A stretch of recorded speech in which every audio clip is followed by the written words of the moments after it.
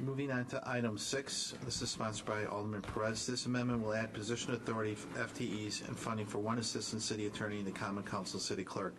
The cost is offset by reducing position authority, FTE, and funding for one assistant city attorney in the city attorney's office. The assistant city will represent the Common Council city clerk as special counsel. Charter ordinance enabling legislation is required. Alderman Perez is on. Yes, Mr. Chair. Go ahead, Alderman Perez. Well, thank you, Mr. Chair and committee members, for the opportunity to present this amendment. It's pretty straightforward. As many of you know, that I started this process before the current city attorney. I'm of the belief that when there is conflict or disagreement between the Common Council and whether it's the mayor's office or part of what really started it for me was under Chief Flynn when we couldn't get a copy of the DOJ report. When there is conflict, the system in place doesn't work. And under the circumstances we have now, I don't think we're being properly served, and would like to move forward to figure that out, and wanted to do this moving into the charter ordinance, making sure that we had the position in place before I moved in that direction. It's pretty straightforward. Thank you, Alderman Perez. I see the city clerk is present. I did want to have him come testify on this issue because it does require charter ordinance change, so which is not insignificant. I believe it's 12 votes. 10. Sorry, Jim Ozarski. 2/3. Okay. 10, it's 2/3. 10. It is 2/3 or 3 votes. Questions or comments, committee members? Mr. Chair. Alderman. So just to verify, the charter is not just reflecting state statute. This is an independent cog in the wheel. We can turn it separately. This would actually be reflective of statute. I sent the citation to the sponsor today, but there's a provision in statute that authorizes the Common Council to appoint special counsels for any matter in which the council is interested. Gotcha. Okay. Thank you. T, I did have an amendment prepared for this item. Is it the next one? Okay, we'll wait till then. Questions? And is there a representative from the city attorney's office here? Okay. Mr. Chair? Alderman Cox. To the sponsor, so you're envisioning this as a full-time position reporting to the clerk, or? Yes. I know yesterday at Finance there was some conversation about, I think, one of the police positions, and they wanted it to be an attorney, and there was some discussion about how they could not practice law, though, unless they actually worked in the city attorney's office. Does any of that, would there be any limitations onto what this position could actually do since it's reporting to the clerk as opposed to the city attorney's office? As I understand it, Alderwoman Cogs, we have that ability to be able to hire special counsel. I would think in this circumstance, I think everything we need may be special in the environment we're in now. To the sponsor, maybe to the clerk, you know, attorneys have maybe specialties or experience-based areas of law that they have interest in. As I think of the myriad of legal issues that arise for us as a council, even in attempting to fulfill this position, who would we be looking for? Like, what area of specialty would there be an expectation for them to have? Mr. Chair, certainly from my perspective, the expectation would be someone with a background in municipal law, much like the individuals that are hired there. In my conversation with Alderman Perez, I take your point very well. Obviously, there are issues that vary away from the straight business of the body, which is my daily concern. and that would have to be watched very closely. I cannot deny that that could be a potential limitation, especially if you get into things that are I guess I would say, tax assessment or bond issuance or something of that sort. But the intent, as I understood the sponsor, and he can certainly speak better to that than I can, would be to keep it within the broad reach of the council's prerogatives and the council's role in different issues, that he feels that the council has been left at disadvantage over many years. You're absolutely right. And just to add to that, I mean, we've seen former assistant city attorneys with an enormous amount of knowledge in municipal law go into other departments at the city. And so municipal law, having some experience is key to the recruitment. To the sponsor and to the clerk, is the thought that this person would merely advise us, or, there have been times that we have sought outside counsel for specific, issues of contention. Would the thinking be that this would replace that, or would we still need to do that? For me, I'd want to see both. I mean, advise, actually represent the council to the fullest extent, especially if there's a full-time position doing it, being funded for it. And Mr. Chair, if I understood the Alderwoman's question correctly, I think it would be to replace the need for special counsel except in certain circumstances. I mean, I can't imagine all circumstances that might come up, but it would certainly be, for example, just yesterday the contract was finalized for the attorney in the Couture matter. And that is going forward in front of Judge Kahn, and I would think that this would replace the need for something like that. So they would actually... Or if advised, then, we'd have to consider that. If it was that critical to have outside counsel outside of that. Yes.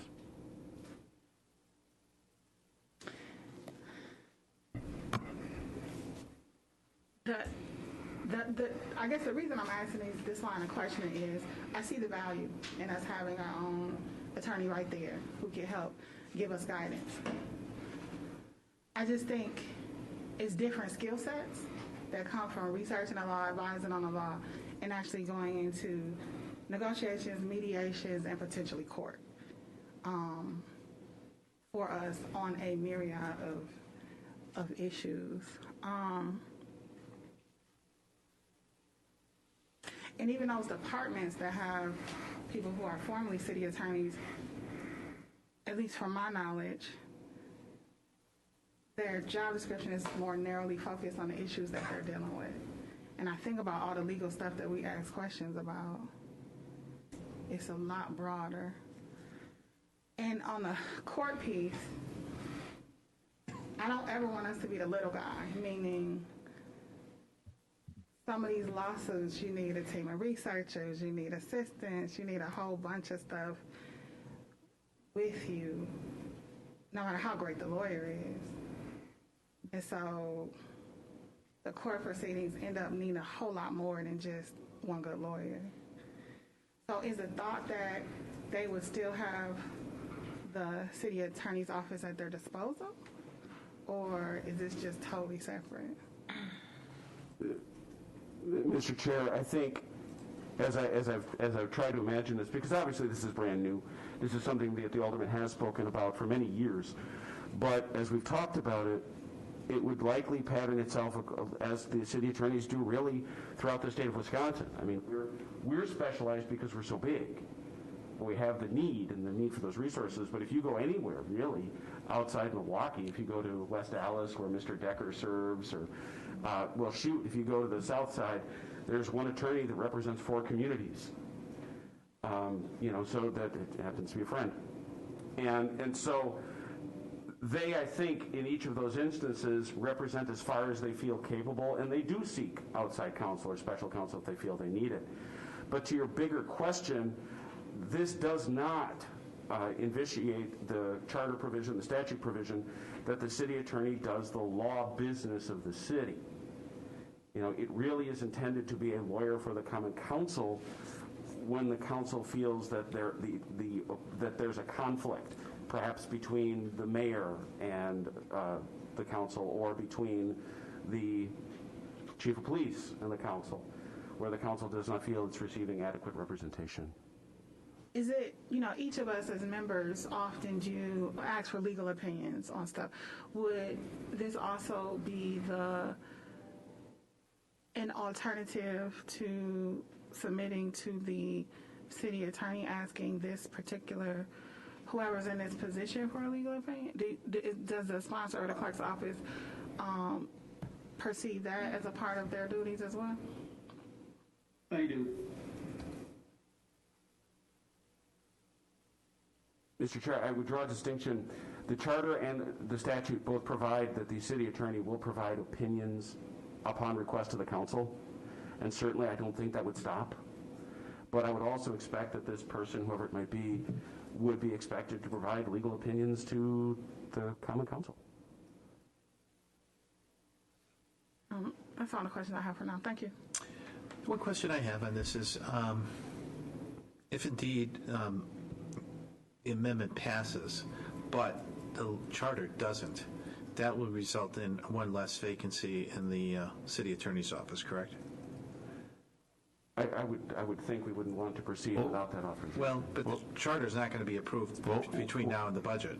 Well, what this amendment would do is eliminate the position in the city attorney's office. It would eliminate it. Regardless of whether you filled the other one or not. Right. I don't know if I could take a moment on this whole thing, because I did talk to the mayor about it, and we are concerned about this amendment. The concern is, if the council is asking for legal opinions on certain things, and the city attorney is providing legal opinions on the same thing, and they disagree, who wins? Well, I think you've got that going on right now, don't you? Well, right. Well, it's just a question that concerns us from the administration standpoint. And to deal particularly with your timing issue, Mr. Chair, obviously the budget doesn't take effect January 1 until January 1. This file is currently introduced. It is a charter ordinance, so it would take 60 days. But right about the same time the budget would take effect, if you do it, they would take effect at the same time. Well, I'm just saying, if you don't have the votes for the charter, correct, you end up having one less city attorney position. Yes, sir. Yeah, the amendment, the way it's written, would eliminate the city attorney's position pay period 1 of, right, and that starts December sometime of this year, just so you're aware. Mr. Chair? Yeah, Alderman Presser. You know, this issue has been front and center several times. And when there is conflict, this process does not work representing, I believe, any of the parties fairly.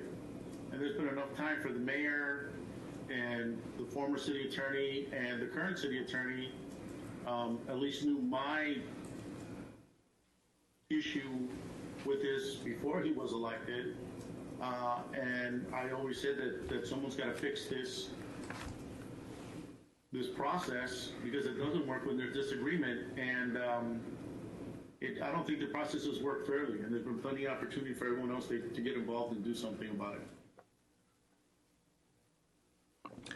No, I get it. I just think perhaps, if having the charter change first before we eliminate a position, because I don't know the votes, whether or not there's 10 votes to make this type of charter change. I'll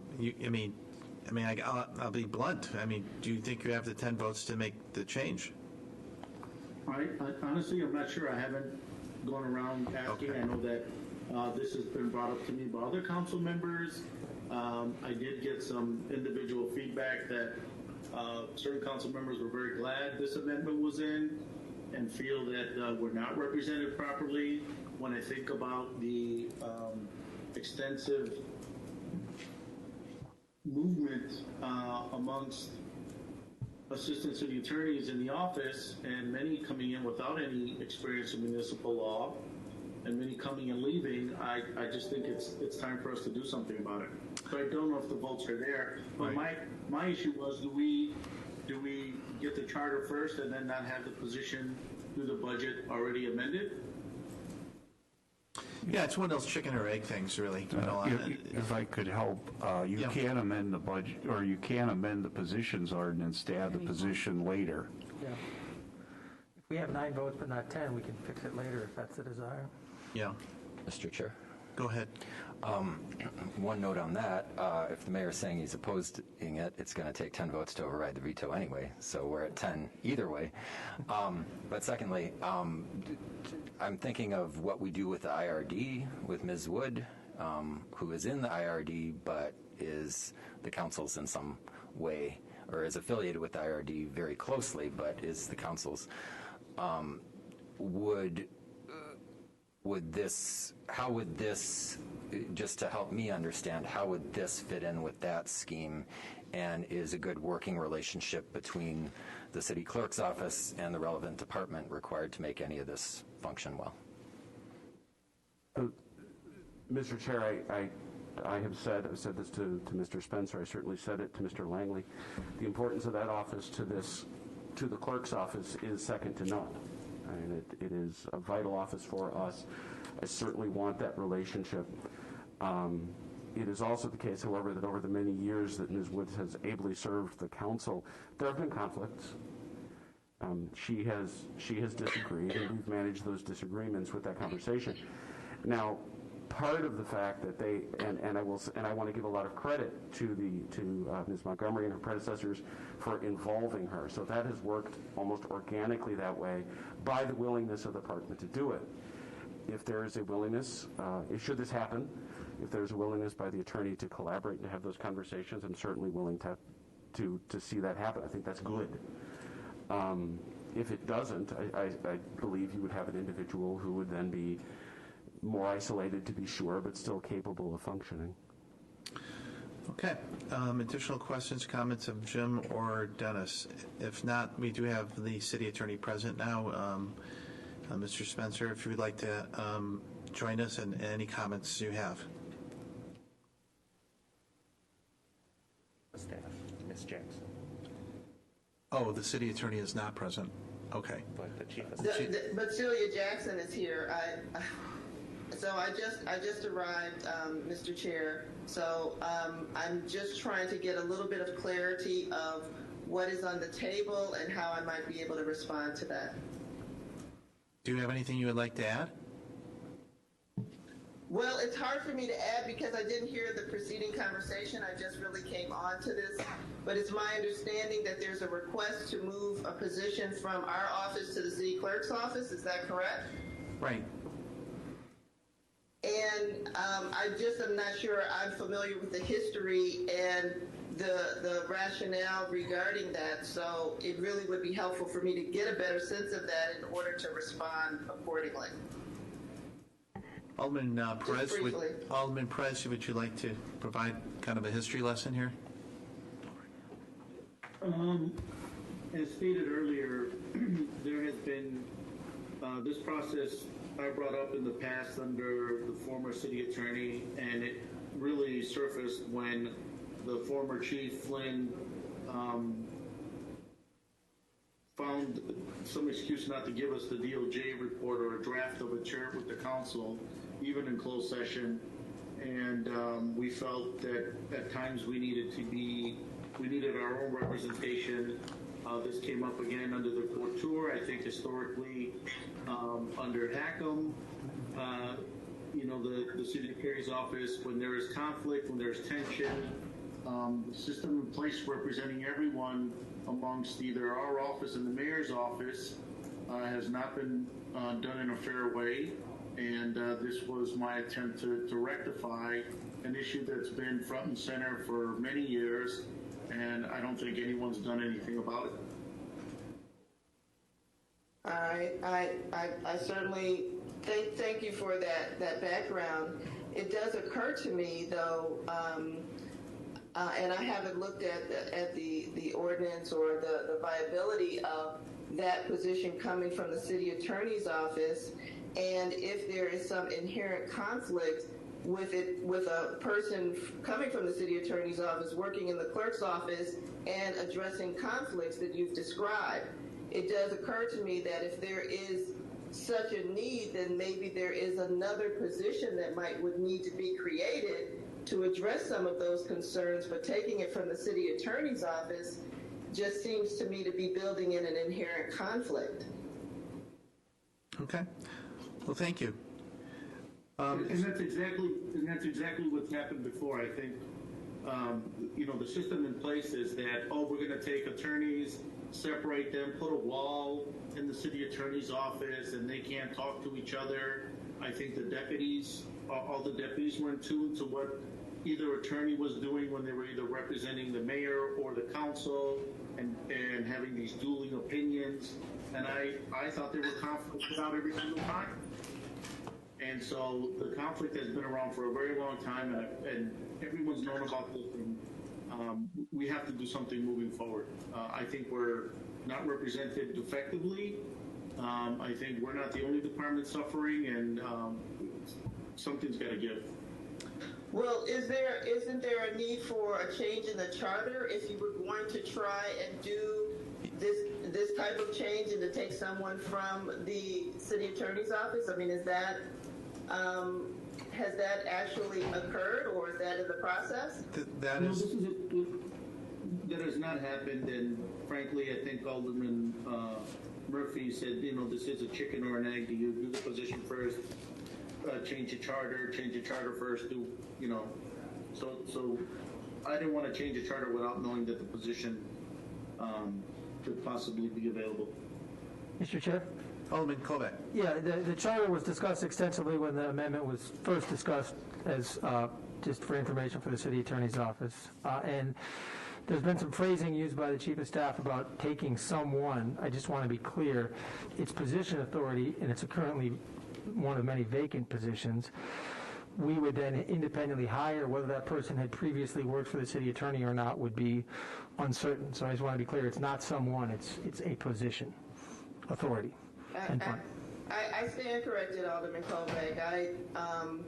I understand it's a position authority, so I guess I was just having an immediate response to what was going on and coming in midstream.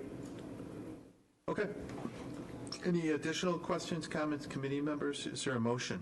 Mr. Chair? Alderwoman Cox. Just for clarity, Ms. Jackson, you talked about what you think could be an inherent conflict. Were you speaking to the fact of taking the position authority from the city attorney's office and using that to create the position within the clerk's office? Is that what you were speaking to as the conflict? And if so, through that suggestion, are you saying if the money came from somewhere else and not taking from the city attorney's office ability to hire another attorney, it would be less of a conflict? Well, I guess, Alderman Collins, what I was alluding to was it was my understanding that the position was one that was coming from our office or from the city attorney's office, and so for me that sounded like an inherent conflict. If the money was coming from another place, then it would need to be clear what the intention was as it related to what that position is, what they were going to be doing, and how that was would work. And so if they're creating a brand new position altogether, then it could be articulated in such a way where it's not creating a conflict. But I don't really know. I'm just kind of talking or speaking offhand. But I find that doing it from the city attorney's office, taking a position from there, is actually building in a conflict by itself. If it comes from someplace else, it gets described in a different way. It's not being described as someone who ultimately was coming from a position in the city attorney's office. Thank you. Is there a motion at this time? Alderman Spiker? I would move approval of the amendment. Okay, roll call, please. On Amendment 6, Alderwoman Coggs, Abstain. Alderwoman Zamaripa, Yes. Alderman Kovac. Aye. Alderman Spiker. Aye. Chair, Aye. passes 4-0.